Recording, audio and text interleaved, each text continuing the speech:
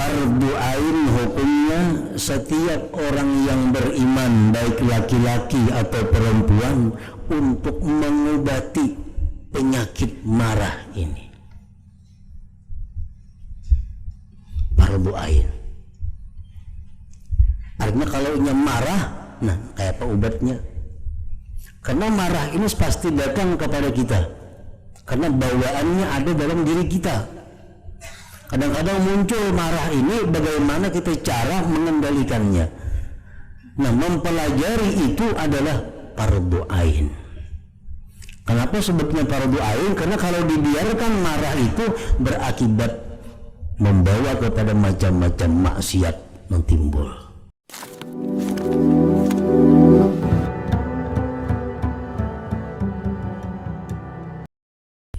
Bismillahirrahmanirrahim. Alhamdulillahilladzi amarana bin nasihati wal afwi war rasad wa nahana 'anil ghadabi wal hiqdi wal hasad. Asyhadu an la ilaha illallah wahdahu la syarika lahu alladzi lam yalid wa lam yulad wa lam yakul lahu kufuwan ahad. Wa ashhadu anna sayyidana Muhammadan abduhu wa rasuluhul muayyad. Allahumma salli wa sallim wa barik ala sayyidina wa habibina Muhammad wa ala alihi wa ashabihi wa dhurriyyatihi wa atba'ihi bila hasrin wa la ad. Amma ba'd. Yang kita hormati dan kita cintai para habaib dan para alim ulama, para muhibbin, hadirin hadirat rahimakumullah. Pertama-tama kita memanjatkan puji syukur kehadirat Allah Subhanahu wa taala yang telah memberikan kita taufik dan hidayah serta inayah sehingga kita pada malam ini dapat kembali berkumpul bersama-sama di majelis yang penuh berkah ini. Dan kita berdoa memohon kepada Allah agar apa yang kita baca, kita amalkan di majelis ini diterima oleh Allah Subhanahu wa taala, dan ilmu-ilmu yang kita terima ilmu yang bermanfaat dunia dan akhirat.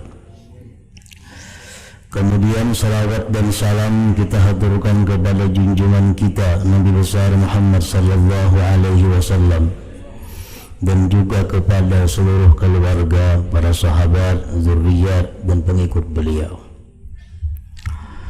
Para muhibbin rahimakumullah, hadis yang ke-16 dari 40 hadis. An Abi Hurairah radhiyallahu ta'ala anhu anna rajulan qala lin Nabi sallallahu alaihi wasallam awsini qala la taghdab taraddada mirara qala la taghdab rawahul Bukhari. Dari Abu Hurairah radhiyallahu an bahwa seorang laki-laki berkata kepada Rasulullah sallallahu alaihi wasallam, "Ausini."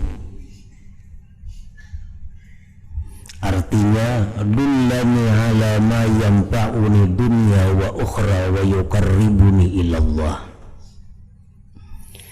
Wahai Rasul, tunjukkan kepadaku yang memberi manfaat kepadaku dunia dan agama, dan mendekatkan aku kepada Allah.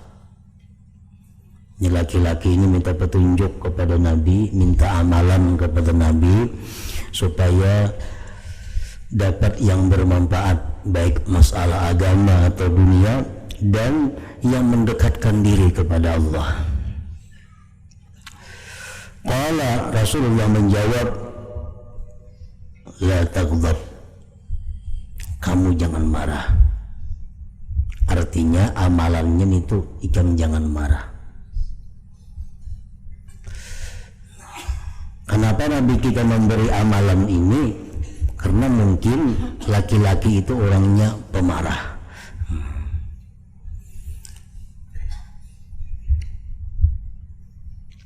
Taraddada mirara, mengulang-ulang si laki-laki itu beberapa kali.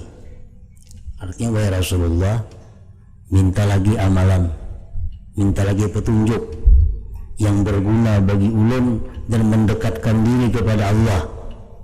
Ujar Nabi, la takdzab, ikam jangan marah. Minta lagi amalan kepada Nabi, nitu pulang amalannya, la takdzab, ikam jangan marah. Rawahul Bukhari, ini hadis riwayat Imam Bukhari. Nah, para muhibbin rahimakumullah, al-ghadab, marah. Para ulama mengartikan marah itu adalah sauranu damil qalbi wa walayanu inda tawajjuhi makruh li iradatil intiqam. Marah itu artinya adalah mendidihnya darah di dalam hati karena datangnya hal-hal yang tidak disukai, dan ada kehendak untuk melampiaskan kemarahan itu. Nah, liiradatil intiqam. Jadi marah itu adalah darah mengguak di dalam hati kita karena kedatangan sesuatu yang kada sesuai lawan kita, lalu kita hendak mengungkapkan apa nang kekecewaan itu. Nah, itu disebut di dalam agama kita ngarannya adalah ghadab, marah.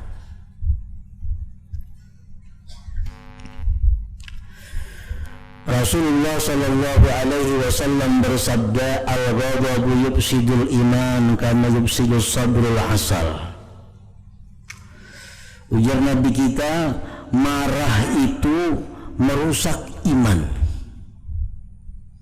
seperti merusaknya cuka terhadap madu.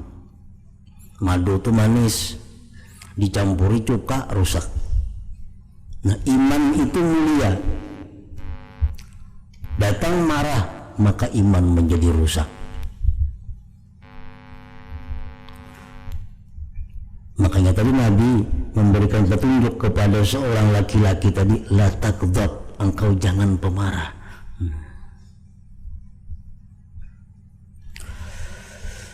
Rasulullah sallallahu alaihi wasallam bersabda lagi, ma ghadiba ahadun illa ashfa ala jahannam. Tidaklah marah seseorang itu melainkan dia hampir atas jahanam. Artinya di waktu kita marah itu kita berada di tepi jahanam.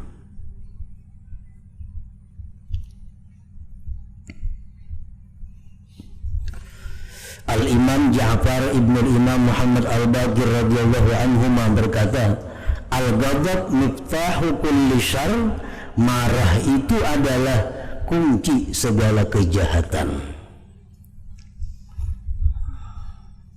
Artinya dengan marah itu seseorang bisa melakukan apa yang tidak baik, sesuatu yang tercela. Nah, para muhibbin rahimakumullah,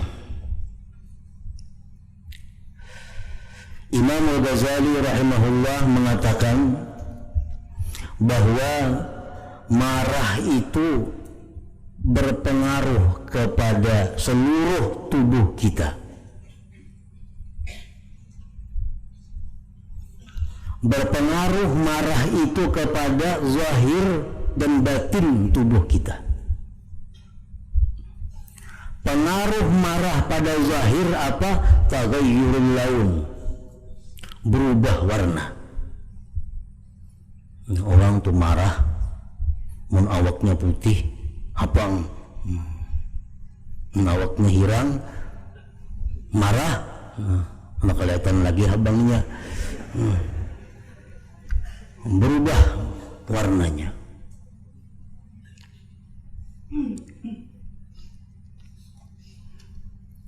Wattirabul harakah wal kalam, bergetar geraknya dan bicaranya. Nah, itu orang marah. Karena inya pandir aja menggetar-getar, tangan awak menggetar. Ini orang marah berada di tepi jahanam.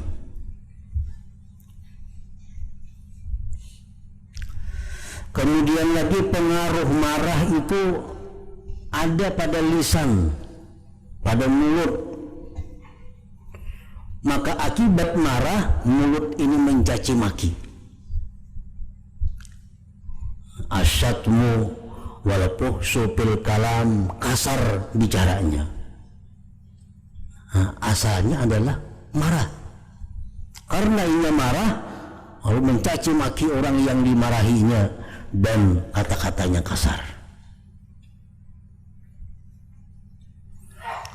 Marah juga berpengaruh kepada anggota tubuh lainnya.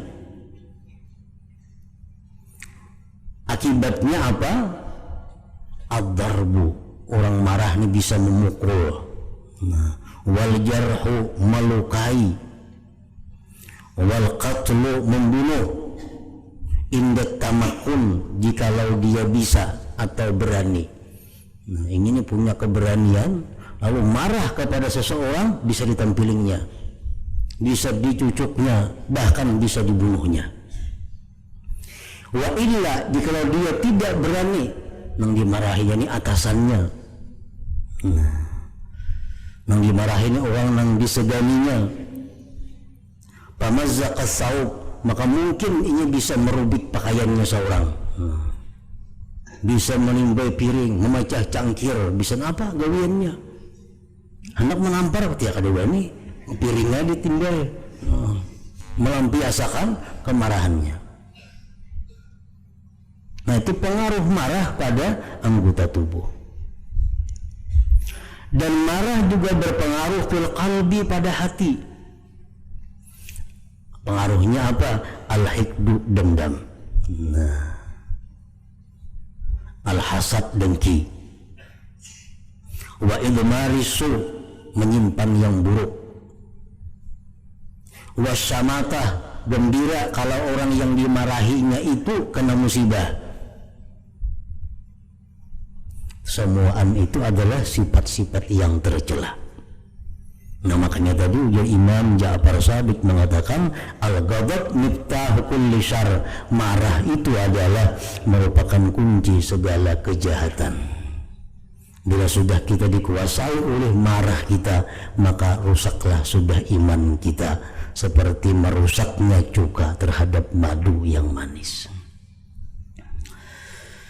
Para muhibbin rahimakumullah, fardu ain hukumnya setiap orang yang beriman, baik laki-laki atau perempuan, untuk mengobati penyakit marah ini. Fardu ain. Artinya kalau ia marah, nah kayak apa obatnya? Karena marah ini pasti datang kepada kita. Karena bawaannya ada dalam diri kita. Kadang-kadang muncul marah ini, bagaimana kita cara mengendalikannya. Nah, mempelajari itu adalah fardu ain. Kenapa sebutnya fardu ain? Karena kalau dibiarkan marah itu berakibat membawa kepada macam-macam maksiat yang timbul. Nah, para ulama menjelaskan bahwa untuk mengendalikan marah itu ada 6 perkara yang sifatnya ilmu, ada 3 perkara yang sifatnya amal perbuatan. Jumlahnya 9. Nah, waktu itu tuh timbul dalam hati ini sarik. Nah, sarik dalam hati. Amun masih di hati aja masih kada apa-apa. Kada dilampiasakan, baik mulut, baik kata-kata, tangan, kaki atau seumpamanya. Namun di hatinya aja menggurak, ditahaninya, itu pahalanya besar, menahan marah. Nah, jadi apabila kita kedatangan hal-hal yang tidak kita senangi timbul dalam hati kita, gejulak, hendak sarik. Bila tidak kerusakan, nah, bemamai jadinya. Bemamai. Obatnya yang pertama adalah yang ilmu, ayyatafakkara fi fadli kazmil ghais, bahwa dia berpikir, merenungi tentang keutamaan menahan marah itu. Nah, ini sarik dalam hati, ini sudah sarik, hendak bemamai, hendak menampiling, ingat akan fadilat keutamaan orang yang menahan marah. Nah, ujar Nabi kita bersabda, man kaffa ghadabahu kaffallahu anhu adzabahu. Siapa yang mampu menahan marah dalam dirinya, maka nanti di akhirat Allah akan menahan azab daripadanya. Melihat keadaan nangka ini, kelakuan nangka ini, hati sarik sudah, hendak bemamai, nah ditahani. Karena ingat bahwa hadis Nabi mengatakan ini, fadilatnya kita mampu menahan marah. Nah, yang kedua, ayyuhawwifa nafsahu bi'ikabillahi ta'ala, bahwa dia menakuti dirinya dengan siksa Allah. Ini mengkulanjurakan sariknya bemamai, menyipak-nyipak, menampar atau sebagainya. Nah, aku ini pacang berhadapan dengan azab Allah. Azab Allah. Rasulullah bersabda, inna li jahannama baban la yadkhuluhu illa man syaqqa ghaizahu bi ma'siyatillahi ta'ala. Di dalam neraka jahanam itu ada pintu yang tidak masuk pintu itu kecuali orang yang melampiaskan kemarahannya dengan maksiat kepada Allah. Bungo, tambuk, binatang, bangsat ini. Nah, itu sudah kada mampu lagi menahan marah.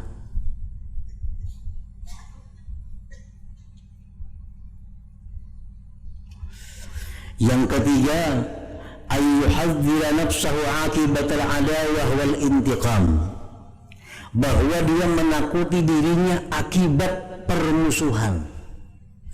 Niki namun ku sariki, mun ku mamai, ini bisa kada menagur lagi lawan aku, jadi bermusuh jadinya. Nah, jadi permusuhan. Maka keluarga, maka dangsa anak, maka jiran, maka kawan. Nah, lalu kita kawa menahan marah itu. Yang keempat, ayyatafakkara fi kubhi suratihi indal ghadab, bahwa dia merenungkan jahat rupanya ketika marah. Mun aku ini marah, jahat bener rupa aku ini. Rupa sudah jahat dulu, marah pulang bertambah lagi. Artinya orang yang bungas itu bila sarik kada bungas lagi, apalagi kada bungas dulu, penyarikan pulang makinnya lagi. Nah, ayyatafakkara fi kubhi suratihi indal ghadab, bahwa dia berpikir pada jahat rupanya ketika marah itu. Karena orang marah itu dalamnya adalah syaitan. Syaitan baiklah rupa. Nah, syaitan itu memberi takutan. Nah, orang marah itu sudah parak jadi syaitan. Yang kelima, ayyatafakkara fis sababil ladzi yad'uhu ilal intiqam, dia berpikir kenapa sebabnya ini hendak membalas. Kenapa kada mampan nasihat-nasihat Al-Quran, nasihat hadis yang mengatakan menahan marah itu baik, memaafkan itu bagus, kenapa kada mampan nih? Asa hendak terus melawalkan kemarahan. Nah, pikirkan penyebabnya apa? Mungkin karena keras hati. Orang keras hati kada mampan dinasihati. Jangankan kuitan, Allah Ta'ala menasihati kada mampan. Al-Quran nah madahkan jangan ini kada baik tatapnya. Bila sudah orang kada menghasilkan Quran, yang lain kada kau diharapkan lagi. Yang keenam, innal ladzi waqa qada'un wa qadar minallahi sabaqa, bahwa yang terjadi ini adalah merupakan takdir dan ketentuan Allah. Kenapa kita bersari-sarik? Sudah terjadi. Bersari-sarik ini sudah ketentuan Allah. Berarti kita marah kepada Allah. selaku yang menentukan dan menakdirkan itu. Nah, 6 perkara itu obat untuk menahan marah. Obatnya ini adalah secara ilmu, pengetahuan kita. Para muhibbin rahimakumullah. Kemudian lagi ada 3 obat menahan marah yang sifatnya adalah perbuatan, praktik atau amalan. Begitu kita marah dengan seseorang, di samping kita mengamalkan yang salah satu di antara 6 tadi, ditambah lagi ujar Nabi kita baca a'udzubillahi minasyaitonirrajim. Begitu kita marah, hendak memamai, baca a'udzubillah. A'udzubillahi berapa kali pesarah sebanyak-banyaknya, a'udzubillahi minasyaitonirrajim, a'udzubillahi minasyaitonirrajim. Yang kedua obatnya adalah kalau kita marah itu waktu berdiri, bawa berduduk. Jangan dibawa belinjang, dibangun. Kalau marah berdiri, bawa berduduk. Berduduk masih marah, bawa berubah. Karena makin dekat dengan tanah, makin menurun kemarahan itu. Karena asal kita daripada tanah. Nah, kemudian obat praktik yang ketiga adalah kalau kita masih marah, kita disuruh berwudu. Wudu, karena marah daripada syaitan daripada api, lawannya adalah air, wudu. Berwudu masih jauh marah, bercabur ke sumur, mandi bil ma'il barid, dengan air yang dingin. Niscaya marah itu akan terkendali. Ini ajaran Nabi kita Shallallahu Alaihi Wasallam demikian untuk mengendalikan marah. Karena kalau sudah kita marah, banyak hal-hal penyesalan akan kita dapat di belakang hari. Para muhibbin rahimakumullah, maka tadi Rasulullah 3 kali berulang-ulang kepada laki-laki tadi, nak minta amalan lain adakah? Ya Nabi, la taghdab, kamu jangan marah. Ikam jangan marah, ikam jangan marah. Karena sekali marah sangat banyak menarik berbagai macam bentuk maksiat, dendam, dengki, apalagi suka kalau ini dapat musibah dan sebagainya.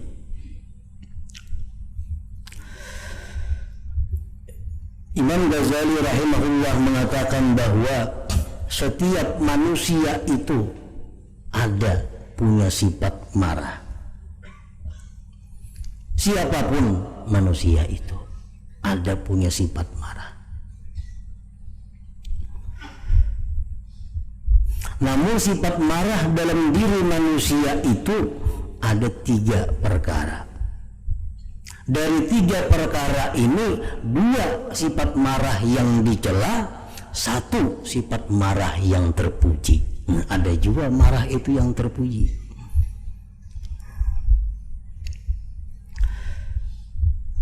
Pertama, manusia itu ada marahnya itu bersifat tafrid. Marah yang bersifat tafrid ini adalah orang-orang yang marahnya itu sangat lemah. Sangat lemah marahnya, hampir-hampir tidak punya marah. Ini tercela, sangat tercela. Orangnya kada punya sifat marah. Gini di bawah orang kada sarik, anak diambil pacarnya ketawa. Ini orang haram masuk surga, kada punya marah. Mestinya kalau kita ada punya marah, kita marah. Anak diganggu orang, bini diganggu orang, ini kada. Bukan penyabar, itu lain penyabar ngarannya, itu dayus ngarannya. Nah, ini marahnya kurang, sangat dicela. Yang kedua, manusia itu ada punya sifat marah yang ifrat, nah melampau batas. Dikit tersinggung, sedikit sarik, Ada manusia macam itu. Orang hati-hati panjang sidin, penyarikan mana sidin. Nah ini yang dicela tadi. Marahnya ini ifrat, melampau batas. Ibarat sepeda motor sarik, orang membalap, orang langsung kenyaringan, bunuh aja sarik. Nah ada ifrat, melampau batas. Nah melampau batas ini dan yang kurang tadi perlu diobati supaya marahnya itu bujur-bujur sampai kepada batas yang dibenarkan. Nah yang ketiga, orang yang bersifat marah itu i'tidal. I'tidal artinya apa? Dia marah tapi marahnya di bawah kendali akal dan agama. Kapan dia harus marah, kapan dia harus memaafkan, kapan dia memberi peringatan, kapan dia memberi teguran. Nah ini marah yang terpuji. Seperti Rasulullah Shallallahu Alaihi Wasallam dan para sahabatnya. Rasulullah itu kalau sidin marah maka merah muka beliau. Berarti sarik panas sidin itu. Kapan beliau marah? Ketika melihat kemungkaran. Ketika melihat kemungkaran beliau marah. Ketika melihat ada orang yang meremehkan hukum Allah. Ketika melihat dirubiknya undang-undang Allah. Nah di situ beliau akan nampak kemarahannya. Nah jadi kalau kita marah menurut petunjuk akal, menurut petunjuk agama, maka itulah marah yang terpuji. Dalam istilah tasawuf disebut al-ghadab billah, ngarannya marah pada jalan Allah. Nah itu yang terpuji, itu yang kita cari, itu yang kita tuntut ilmunya supaya kita bisa marah fillah pada Allah itu. Orang misal menyakiti kita, marah kita, wajar normal ngarannya. Orang menyakiti kita, kita marah. Tapi kalau kita marah itu karena diri kita, ini marah yang salah. Marah yang salah. Tapi kalau kita marah karena dia adalah berbuat zalim kepada kita, nah ini marah yang benar. Kita sarik lawan orang yang mengambil harta kita. Kita sarik lawan orang yang mengganggu kita. Tapi marah kita bukan karena diri kita, marah karena kezaliman pada orang itu. Ini marah yang terpuji. Nah, buktinya kayaknya apa? Andai kata ada orang lain yang dizalimnya, kita marah juga lawannya, sama marahnya seperti marah terhadap dia menzalim diri kita. Ini bukti benarnya marah kita itu karena Allah. Waktu ingin menyakiti kita, wah kita marah. Tapi kita marah karena kezalimannya. Nah itu pulang tetangga sebelah dizalimnya juga, kita marah juga, sama dengan marah pertama tadi. Nah ini marah yang benar, marah yang terpuji, marah yang mendatangkan pahala. Tetapi kalau kita diganggu orang, kita marah dengan alasan zalim bang itu perbuatan kalau baik, jadi aku marah. Bujur aja itu. Cuma kadang ada tetangga sebelah dizalimnya, kita kadang sarik lawan inya. Atau kurang sariknya dari perbuatan pertama, berarti kada benar marah kita karena Allah, berarti marah karena diri kita ngarannya. Nah jadi marah itu terpuji asalkan marahnya fillah di jalan Allah Subhanahu wa ta'ala. Jadi kita sarik dengan orang yang mencuri, sarik dengan orang yang merampok, sarik. Nah siapakah dirampoknya? Tetap kita sarik. Nah itu ngarannya sariknya karena Allah. Namun sudah kita yang dirampoknya, yang dicuntannya kawan-kawan kita, kuat sarik kita. Bila orang lain dicuntannya, tekannya situ. Nah itu kada karena Allah ngarannya. Kada fillah marahnya, berarti marah nang tercela itu ngarannya. Nah jadi termasuk dalam permohonan kita, doa kita kepada Allah, kita biasa minta kepada Allah agar diberi akhlak yang terpuji. Termasuk dalam golongan akhlak terpuji itu adalah al-ghadab billah. ini marah pada Allah itu masuk dalam golongan akhlak yang terpuji. Tapi kalau marah karena pribadi, marah karena lain-lain, itu marah termasuk di dalam akhlak as-sayyi'ah, akhlak yang buruk, yang mana kita wajib berlindung kepada Allah daripadanya.